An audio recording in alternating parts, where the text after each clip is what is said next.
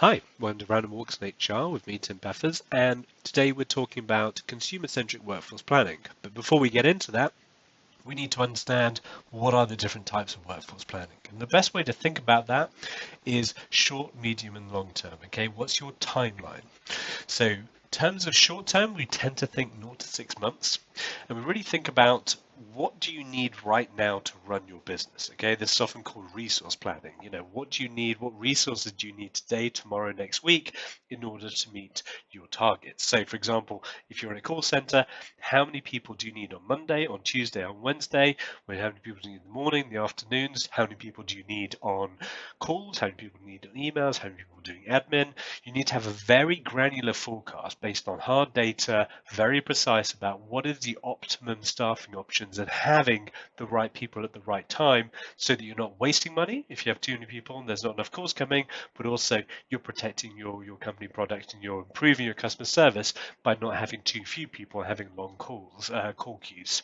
So this is super important in terms of resourcing requirements, in terms of rostering, whether it's a call center, retail, or events, or even for an airline, how many pilots do you need, how many stewardesses do you need. It needs to be very precise. So very granular projections. We're going to talk a little more around the techniques in a future video. There's also a very big use case in terms of project management resourcing. Okay, so you have a project, you have, say, an IT system coming in, you need your data architects at some point, then you need your engineers and your developers, then you need your testers, then you need change management coming in. So it's really important to know exactly who you need and when. And again, you're wasting money if you have too many people. Your project is at risk if you have too few. So real art here, making sure that you've got the right people at the right time, but it needs to be very precise, very granular, and it's very reactive. So if you've got the wrong resources, you just have to get someone in. So a lot of use of contingent labor if you don't get your initial forecast right. The other one to throw in here around short-term workforce planning is around internal talent marketplaces. And in short, essentially, a talent marketplace is kind of like similar to Uber. Uber, you have people who need a taxi and you have people who have cars. And all Uber's doing is matching up. It's not rostering. It's not telling you, taxi driver, need to go to this person. It's very much peer-to-peer technology, finding and matching and having a matching market. We talk in economics. So the same thing is happening within organizations. We have people who have jobs and projects, and we have people who have skills. And it's about really matching them up and creating a platform or environment where people can draw on skills and find people rather than having to go externally and either hire or recruit, and really maximizing opportunities within the organization. So less controlled, less rostered, but again, really thinking about what does the organization need right now and essentially matching up the skills to the needs. Now, as we push out into that medium term, typically we're talking about 6 months to 18 months for medium term, okay? And this is usually because we're thinking about budgeting, right? So every company needs to have a budget, it has a finance team that puts the budget together, and a huge part of that budget is people costs. So we need to know how many people we're going to have, how many new hires we're going to hire, and then also how much are they going to cost. So typically it depends on your budget life cycle, but essentially we're doing this at least once a year. You need to be doing it at least 6 months beforehand, so we understand having this conversation with the business about what their challenge is. But the conversations tend to be more around, the business strategy has been set. How do we deliver that? So this is really an enabling function to understand, okay, the business is trying to do X, Y, Z. Each area of the business knows what they're trying to deliver. Now we need to think about what skills you need and how much they're going to cost and have that compromise around what is the best way to deliver the business strategy. Because at this point, the business strategy is set. The key customers for this are obviously finance for their budget, but also really think about HR so they can tactically plan what they're going to need to do. How many people are they going to need to hire next year? How many people do they need in that talent acquisition environment? Premises as well. How many people do we have, enough desks? Do we have the space, etc., etc. So really thinking about tactical plans in order to deliver the business strategy. So you still need some granularity. It can be a bit more flexible. We don't need someone to come in on the 4th of September, but we need to know roughly when in the year. But most importantly, this is when we start bringing a lot of cost data that's going to give us an idea of how much it's going to cost, and that's typically the big constraint here.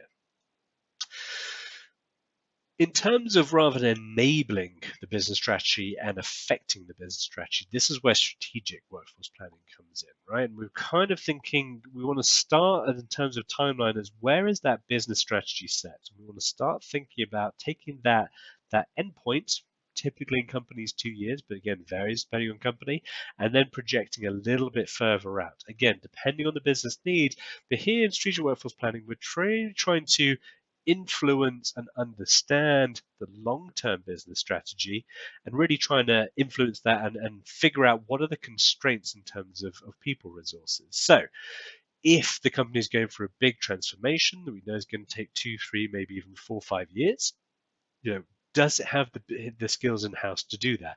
If not, how do we close that skills gap? Do we think about working with a third party, getting their knowledge, then deliver that kind of business system or whatever that transformation is, and then we offload that and then build up the capability underneath? Do we think about different locations? If we don't think that we have the skills and the capabilities within our current location, do we need to think about opening up other offices, etc.?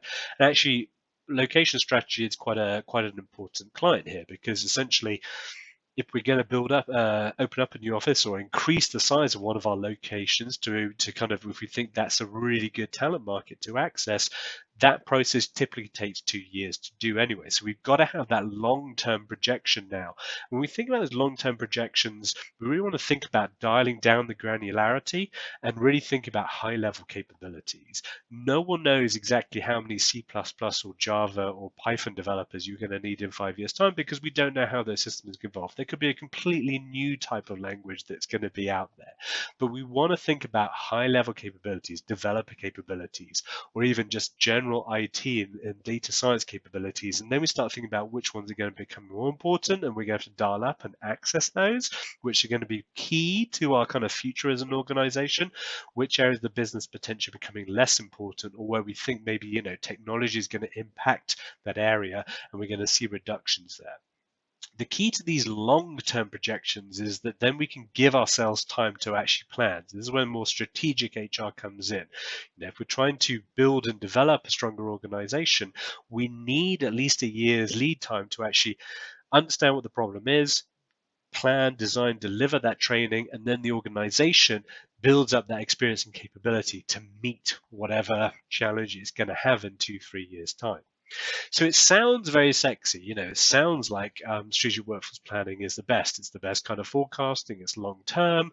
We get to deliver and build and do all this strategic HR. But the problem is actually it's not up to us. Okay. I think if you think about workforce planning and you're constantly trying to push it from a short term to a medium term to that more strategic long term, you're really thinking we're doing what I call as inside out thinking. So I'm workforce planning, I'm HR, I need to do the best job I can, so I'm going to go and push and try and get to that strategic workforce planning mountaintop. What we need to be doing is thinking about outside in thinking. So what does the business need? And then working our way backwards from that business problem to figure out what's the best tool, what's the best technique, what's the best system, what's the best process to answer that. If the organization is in huge amount of change, then actually there's no point doing an 18 or 2-year or 5-year or 10-year forecast if the business doesn't know how many customers it's going to have in 6 months. At the same time, if the business is looking at a location strategy and thinking, okay, we're going to move from where we are, we need to build, we need to access new markets, that's a long-term problem. There's no point doing a 1-year forecast of our customer needs if actually we need to build a whole new office in Amsterdam or India or Australia or Argentina. So we need to think about what is the business problem and then work backwards. And for the location strategy, if you're saying we're building a new office or getting a new office in a new location, that also defines, whether we're doing skills or headcount. Because obviously a building can contain an infinite amount of skills, but actually the question you want to solve is how big is that building? Therefore, we've got a headcount problem. So really think about fitting the analysis to solve the business problem and really think about customization over best practice. Okay, if we're going to do a good job, we want to think about that business problem, really get behind the roots fit. What are the pros? What are the cons? What are the mitigations? What are the risks? And build our analysis backwards to answer all those questions and give the business the best data, the best insights to then make the best decision. So short, medium, long-term workforce planning, different types, different tools. But the key is think about your customer, your internal customer, think about what they need, really listen properly, and then work backwards to all the skills you have, all the different techniques, the different tools to help drive better business outcomes. So this is the second part of our strategic workforce planning series. Next, we'll get more into the sort of techie side and exactly what the analysis is, what you do for short-term, medium, and long-term forecasting. So please do subscribe, enjoy the whole playlist, and until the next time, I hope there hasn't been a complete waste of your time.